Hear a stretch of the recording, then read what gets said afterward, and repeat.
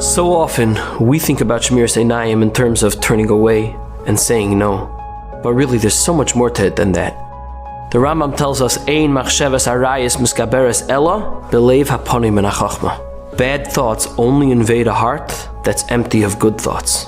They thrive in a vacuum. And so what we need to do is not just say no to the bad, what we need to do is say yes. We need to fill our minds and our hearts with healthy, good, productive thoughts. And then, the bad won't have anywhere to come in. A yeshiva bacher was once sitting on a plane and the guy next to him sees that the bacher is deeply engrossed in one game of Sudoku after another. Game after game after game. Finally, after 10 games, he turns to the bacher and he says, "Buddy, what's up with the Sudoku?" The bacher looks at him, he smiles and he says, "Oh, it's simple. You see, Sudoku tatzel me movies. Sometimes it's as simple as that."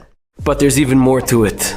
The Torah tells us, "K'masei eretz Mitzrayim asher yishavtem bo lo yisasu, v'ch'masei eretz Canaan lo yisasu." Don't emulate the Goyish culture around you. Don't get sucked in.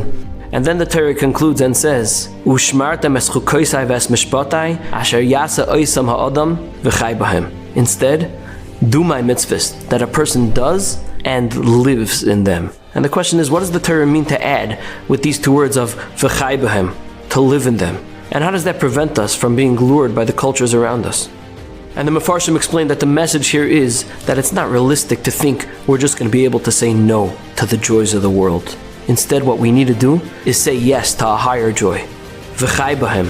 We can't just do Yiddishkeit. We have to live Yiddishkeit. We have to breathe Yiddishkeit. We have to enjoy Yiddishkeit. And then and only then will we be able to say no to the fake joys the world has to offer.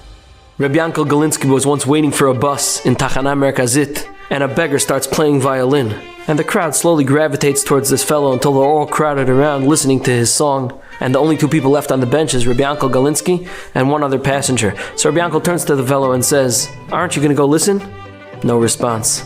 Rabbi Yankel tries a little louder. "Adoni, aren't you going to go listen to the violin?" Finally, the guy looks at him, takes out earbuds from his ear, and he says, "I am in the middle of listening to the Vienna Symphony performing Mozart. You think I'm going to stop that for this?"